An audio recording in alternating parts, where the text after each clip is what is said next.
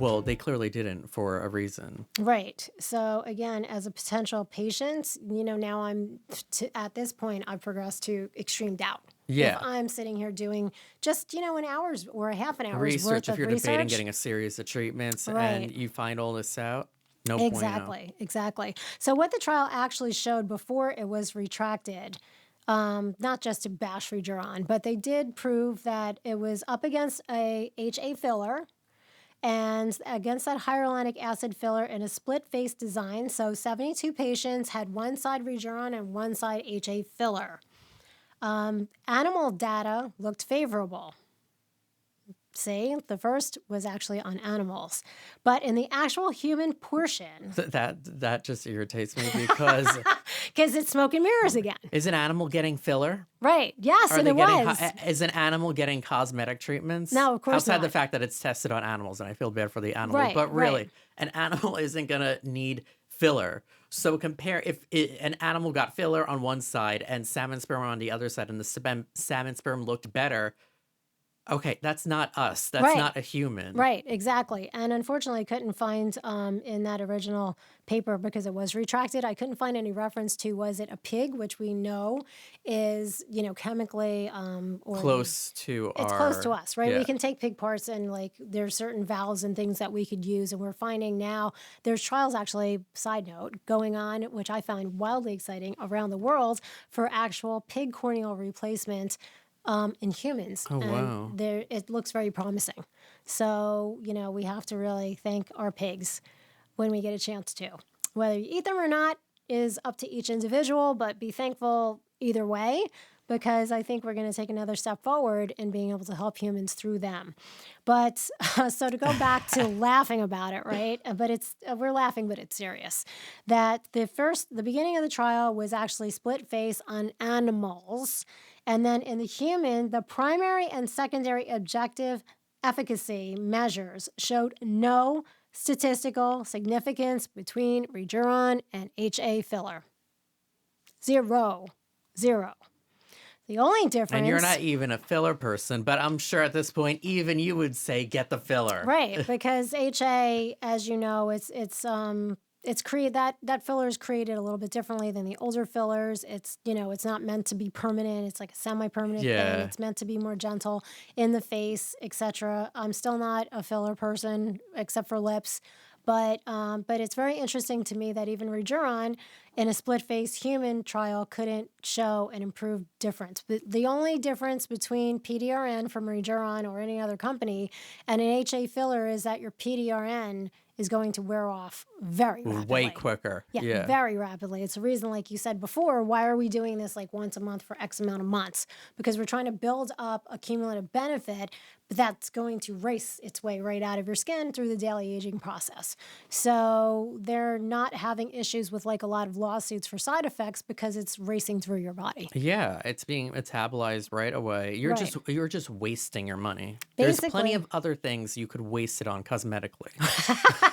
You could do Somacell and not waste it at all. Exactly, yeah. Hey, but let's talk about, seriously, I'd love to talk about that all day long, but let me focus on PDRN. Let's talk about now a glaring design flaw with any of PDRN studies from any company, which is PRP versus PDRN. So just a quick cap here for anyone that doesn't know what PRP is yet. It's platelet-rich plasma. We do a blood draw and centrifuge in specific tubes for a specific amount of time at a specific speed to remove PRP, which is that plasma, from your blood, and then re-inject it for a new growth spurt or stimulation in the purpose of longevity and anti-aging. So it does need to be done in a series of treatments, in the beginning usually once a month, and then a single maintenance treatment periodically. Yeah. Because again, we age daily, but it's chemical free. It's from your body back to your body. So a lot of people get it in certain areas. I want to do a series actually underneath my eye area. It's great in that area. Yeah. So we'll have to come back and do another podcast about that. Yeah, for sure. So what I found very interesting, Will, and I can't wait to hear your take on that, is that no company has done a split or whole face side-by-side comparison trial with, to me, what is a no-brainer of PRP versus PDRN. No one's done it. Well, they didn't because the thing metabolized is going to show no results like it did with the filler comparison. Right, So, right. So maybe that retracted potential white paper well, the thing resource from is, Rejuran being retracted you scared know, others away. hyaluronic acid filler typically will last longer than PRP, right? Yes, absolutely. So if PDRN is going to fail in comparison to HA filler, it's going to fail in comparison to PRP. You know what I mean? Yeah. Exactly. And forgive me if I'm wrong. And I invite companies to please submit their white paper studies if anyone has released worldwide anywhere their own PRP, or they've even submitted and are waiting for the results to see if they're going to get published for their side-by-side comparison with PRP. I'd love to read it. I'm here for it. And I'm totally respecting of any company that has done that recently. But in the flagship trial, like I said, there was no PRP arm. So classically, you would have a control arm. The control is the PDRN. Then you'd have a control arm, which would be the HA. But there's nothing stopping that company from going to the third arm, which would be PRP. And they could have done it all at once. They could have, yeah. You know, so in any major country that's focused on beauty to the extent of South Korea, like I said, not just 20 or 50 people. They could have had hundreds. They could have had thousands of people line up to do this study and have it completed and submitted for publication in 12 months or less. So why hasn't that been done? But the question's never been answered in a controlled trial. There's no placebo. There's just nothing. And we do have a building body of evidence for PRP efficacy. Yes. Does it wear off faster than a chemical filler? Yes, because we've talked about it, you know, almost ad nauseum at this point about how it will cycle. It's natural. We age daily. It cycles through your body. You have to keep up with it. You know, it's just like going to the gym. But it's still going to last a hell of a lot longer than the salmon sperm. Right, right. When we're looking at the whys and the wherefores, it really is starting to build a strong case against why suddenly PDRN doesn't make sense. Like, it sounds like a resounding no.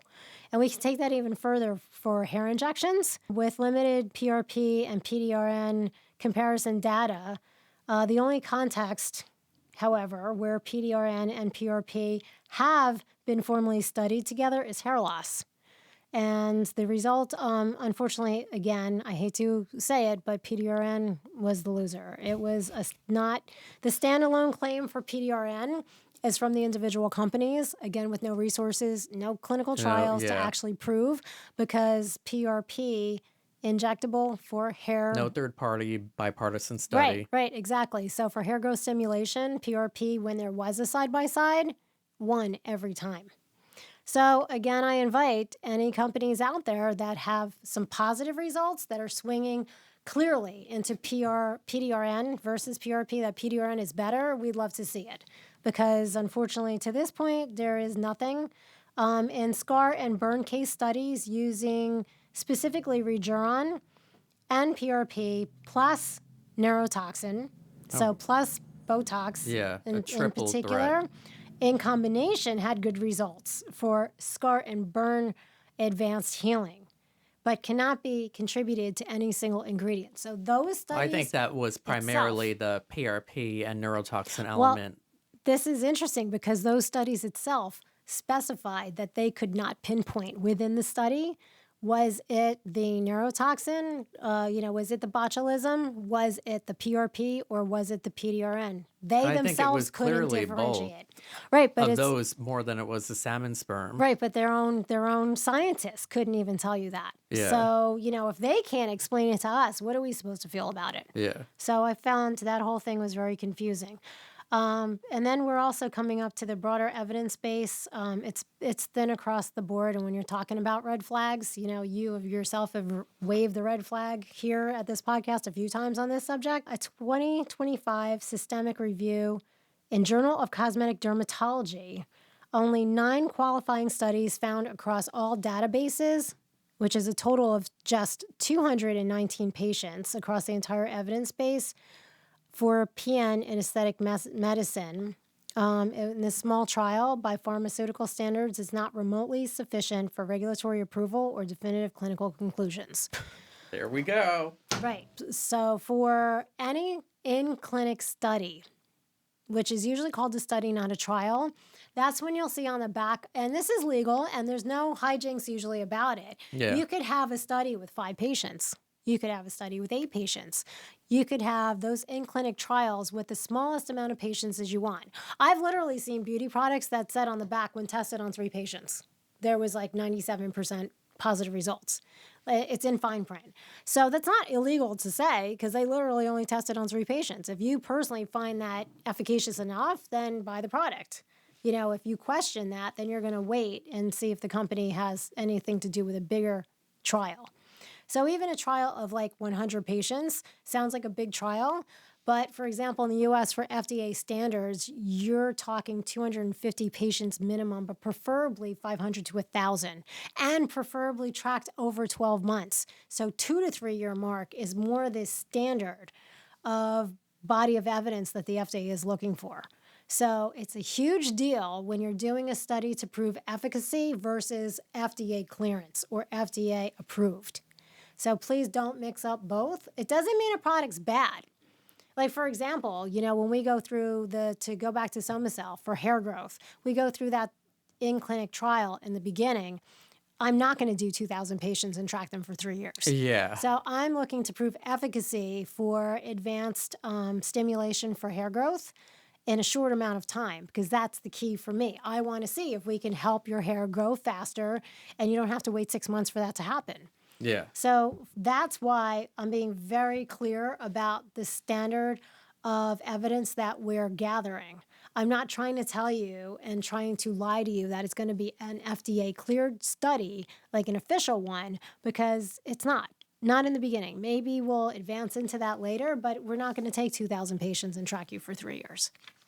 So, so people need to understand that there are minimums, and that needs to be put out there. Otherwise, it's a big red flag. We have to understand marketing versus proven efficacy, even from smaller trials, versus pure red flag smoke and mirrors. And then that brings us into the subject of the mechanism isn't fully understood. You and I are going through this whole thing, and I've researched this to death, and I still don't fully understand the mechanism. Yeah. Right? So why is PDRN supposed to work in the human body? Technically, there's 2 pathways, adenosine A2A, receptor stimulation, and the DNA salvage pathway. And the critical problem is no research has confirmed which pathway is actually operative in human skin. So there's that problem.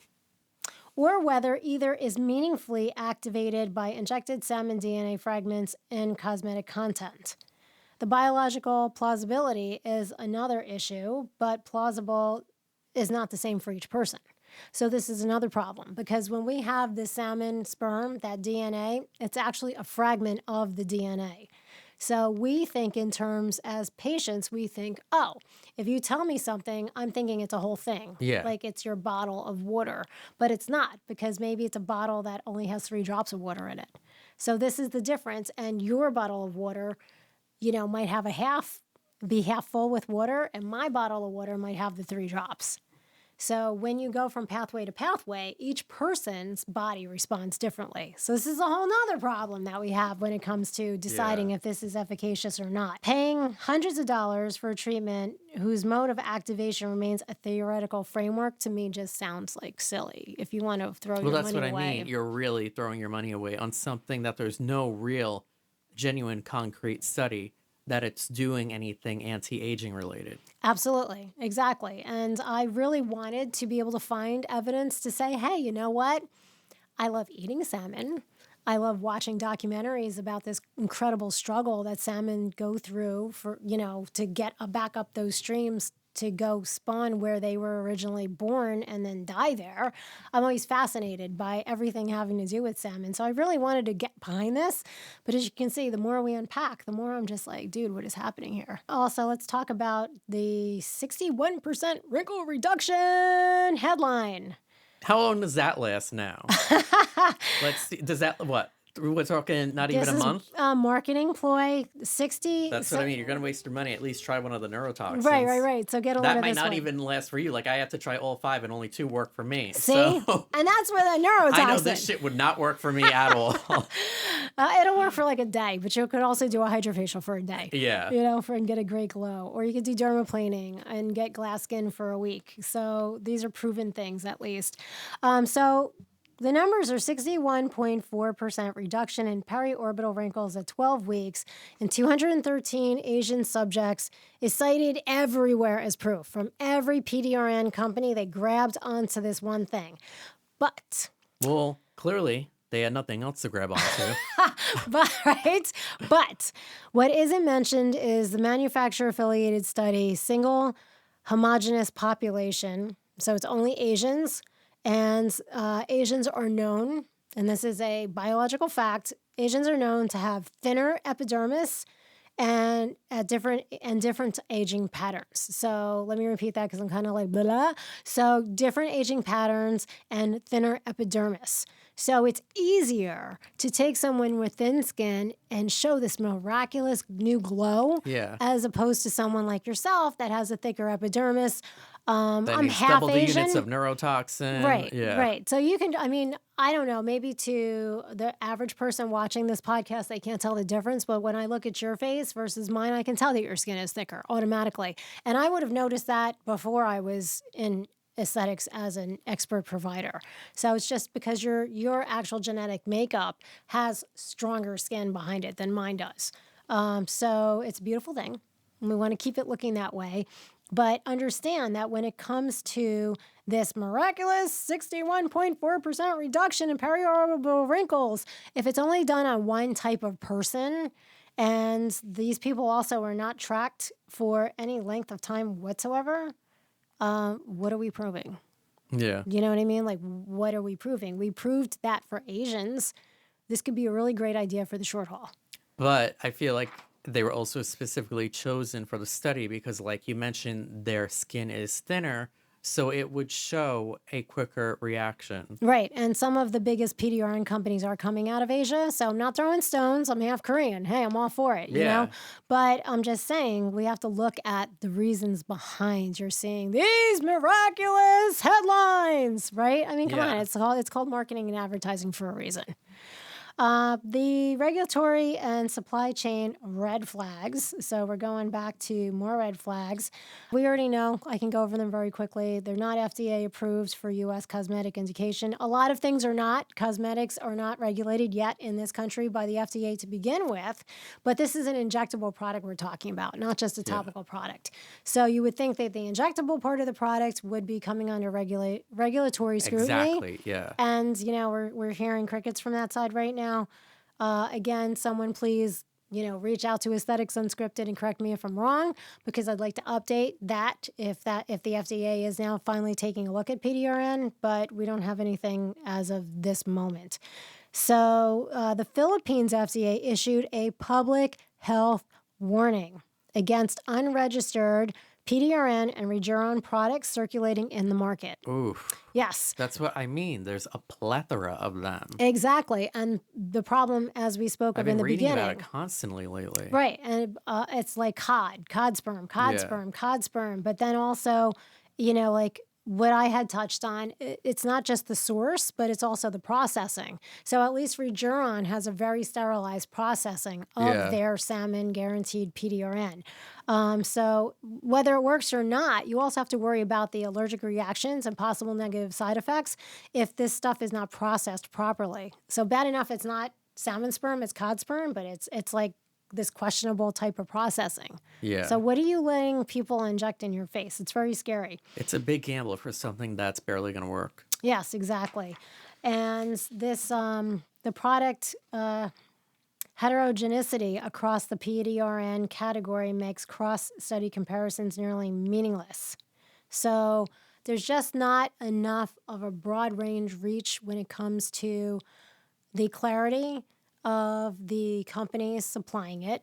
It should be printed right on their box. You shouldn't have to go looking for the information. Guaranteed PDRN, salmon fragmented DNA, sterile processing, etc. You know, like when we get needles for injections, the proper needle will say individually sterilized packaging, guaranteed sterile needle. Like these are all things that automatically come on the package. So if you're going to let someone inject something in your face, or you're going to buy something to inject in someone's face or use topically after a micro wound, why wouldn't you want that very clearly stated? Yeah. You know, that alarms me. And the bottom line on Rejuran, it's not great, Bob. So, hate to say that, but Rejuran is genuinely superior to Vamp when it comes to being injectable because people are injecting it, as we said, and they're not supposed to be injecting Vamp or Vamp Advanced. Yeah. So that right away is a problem. If you're a Vamp provider or Vamp Advanced, you're not to be injecting this product. So all the problems that we said before will stand up. There's no clinical trial anywhere. It could have easily been done at this point by any company. Yeah. Rampant that it's not the right product. Rampant that it's questionable about a lot of companies on how they even manufacture the product and source the product. Throw in the fact that there's a lot of fraud Right. with this and a lot of fake salmon sperm on the market. Right. That is actually cod. Oh, and that brings up another thing. And you and I talked about this privately. There's also the synthetic versions that are not disclosed as synthetic versions. Yeah. They're not even real animal fragmented DNA. It's all just chemical product. There's so much fraud for a product that's clearly showing to be very ineffective with minimal results. Right. With so much out there today, I really don't know why one would spend their money on this. Exactly. But you know what? I think a lot of the social media smoke and mirrors with a lot of posts creates another issue. And then all the med spas buy in on it, so they have to promote it, and they'll say anything to like get a sale on it. Exactly. But you know what I think one of the problems with a lot of the posts is that you'll watch the reel and they'll be like, you'll see the bumps and you see the clickbait and you're like, ooh, here I am with the PDRN. Some of them are honest and say, it burns like hell. This is really painful. You know, I'm not happy. This better be worth it. And then clicks over to the next one, crazy, crazy glow. But if you don't actually read that caption, which I've found is becoming a huge widespread problem all over the world. Yeah. People are just visually engaging in social and they're no longer even reading the captions on those same posts. The captions are saying, for example, I flew to Korea and in one day I got a laser resurfacing and microneedling and an oxygen treatment. So they combined it and with so I got many other PDRN things. and I got neurotoxin. Right. And they had like this whole afternoon of this massive overhaul just on their face alone, much less what they're doing on their body. Yeah. And they are legitimately listing it in their post, but nobody's paying attention because the only thing in the post is PDRN, lumpy, bumpy face, and then glowy skin. Yeah, and people assume it's just from that, whereas they did Yes. 5 other things, and those other treatments that they did are more effective, so the glow is likely not from the salmon sperm alone. It's a collection. It's a collective response from all of those treatments. By the way, when you talk about tourism for beauty, please be aware that wherever you're located, there are more than highly qualified, licensed, certified, and experienced professionals, such as us at IT Intelligent Treatment, who will gleefully do a massive intake form and to find out what is good for you, what are your goals, and how can we make those meet in the middle? And we can keep you there for as many hours as you would like, as long as it's safe, as long as it's effective, and it's working toward your goal. We can give you a day of massive beauty. You don't have to fly out of the country to do that. Yeah, exactly. And I did that recently. I did the H-Bot, I did Somacell, microneedling, PRP, and Daxify. Yes, all in one day. And the H-Bot is mild hyperbaric oxygen therapy chamber, and it's on Will's social. Can you remind us what your social is again? Because I know you were storing in that. Oh, and you've been yeah, talking at about Will it. Love Inc. If you go Will Love INC, you'll see I did a full day of regenerative beauty at IT Intelligent Treatment. Started with the H-Bot, then did Somacell, then did microneedling, PRP, and Daxify. Yeah, it was a lot of fun. And you were like, ah. I want to do it again. So it was great. It was an honor and a pleasure to have you there. He had a great time. We had a great time. And you can tell it shows on his face. And for the longevity also, because the things we're doing is to build up to bolster your body against the daily aging process. So we're doing cumulative things to stave off what is happening to our faces and our bodies on a daily basis. Yeah. So to wrap up, with what's actually producing the results from the real story. You hit on that yourself just now. Well, It's everything else that they're doing. Everything else combined. Yes, it's like the wounding, right? The microneedling, Yeah. the chemical peel, the laser. That was targeted for specific. And then adding hyaluronic acid, adding amino acids, adding your antioxidants, adding your peptides. All of these things are proven drivers for, whether it's slightly or at a longer rate of staving off marching across your face of time. So it's giving you visual benefits while it's giving you the chemical molecular response, which are beneficial. Yeah. But these are things at least that we can definitely understand and trust because there's so much clinical evidence that's coming worldwide for these things. And then you're throwing the PDRN on top, and then you go, which is really nothing. It's a miracle. But then it's getting all the credit instead of everything else that you did the same day. Yeah, it's like what we all, it's happened to everybody at one point or another. Maybe it was in high school, maybe it was at your job recently, but you're on a team and nobody's pulling their weight except you. Yeah. And you brought together this amazing result or this awesome presentation and nailed it. And then like 5 other people on your team who did no work or one other person on the team who did no work is going to get the pat on the head, the gold star, and, all the credit. And you're like, dude, it was me. Yeah, exactly. What are you talking about? It's like if you were going to do something like filler, PRP, Botox, laser, the same day as salmon sperm.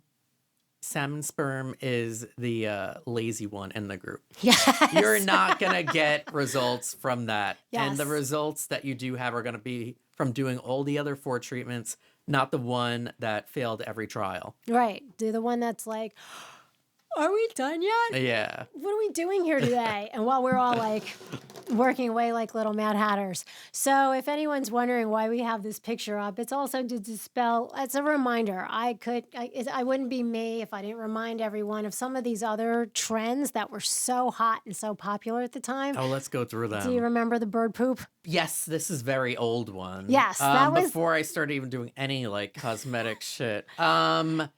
It's old, but it was a big buzz. I never got the idea of putting shit on my face as being some form of anti-aging treatment. Right. Well, there is... Unless you have some fucked up scat fetish, I really don't get why one would want to do that.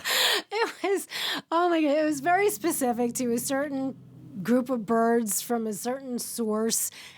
If I remember correctly, because this is old, and the bird poop, I believe it was like chalky, so it made you look like, like when you take a kaolin clay mask, you went, ooh, I see something. But it was bird poop at the end of the day, and it came and went as a huge trend for a reason, because it was like, it wasn't bullshit, but it was bird poop. Well, so 10 years later, we have more bullshit, except it's from down under with cod. Right, exactly. So that was one. It also, the bird poop, when it was happening, when it was trending, reminded me of like back in the 50s and 60s when poor kids that were experiencing a lot of acne were told to rub dog poop on their face.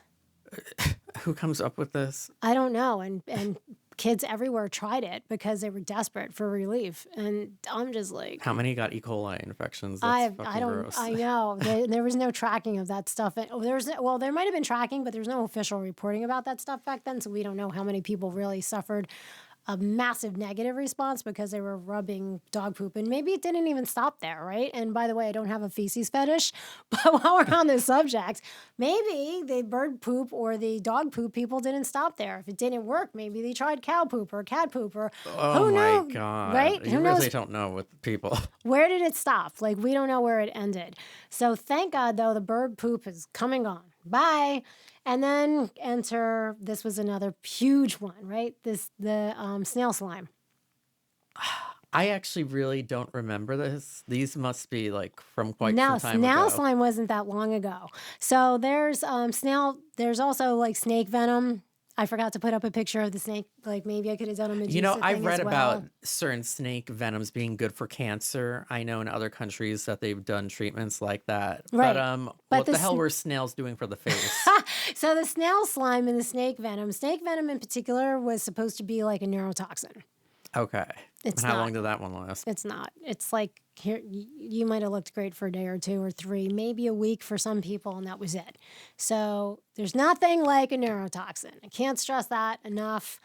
An anti-filler girl, unless it's your lips, but there is nothing like a neurotoxin. Not surgery, not Somacell, not laser, nothing like a neurotoxin, not snail slime. Just stop. Just please stop. There's nothing like a neurotoxin. Nothing is going to interact as quickly and as definitively as a neurotoxin. And some people are like you, they might have to try multiple before they find the one that works. Yeah. But when it works, and there's no It's question true, about yeah. it. So there's still a lot of companies product-wise, topical skin product-wise, that will have like some snail slime in it, snail whatever derivative that they're using in the ingredient, along with a host of other ingredients like we talked about before, Yeah. to help with nutrients and like beautifying your skin. If it doesn't hurt, it's not going to be harmful, fine, it's in there, but I personally would never go out looking for just, one of these snail slime treatments or using bird poop, and particularly not using PDRN.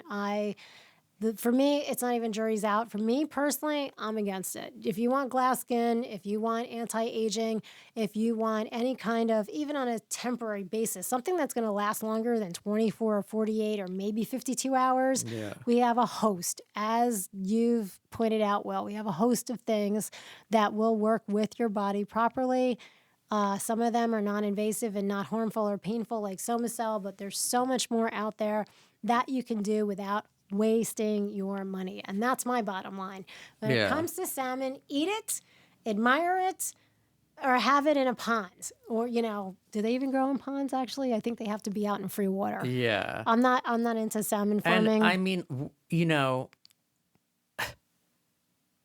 it's so hard right now to get food that's not genetically modified. Right. So if you are able to get salmon sperm instead of cod sperm, who's to say it's not from a genetically modified form? Exactly. There's just you really need to look into this. And the fact that it hasn't proven promising in studies, I don't think it's worth it at all. Right. So like we talked about before, to totally recap it, is it salmon or cod?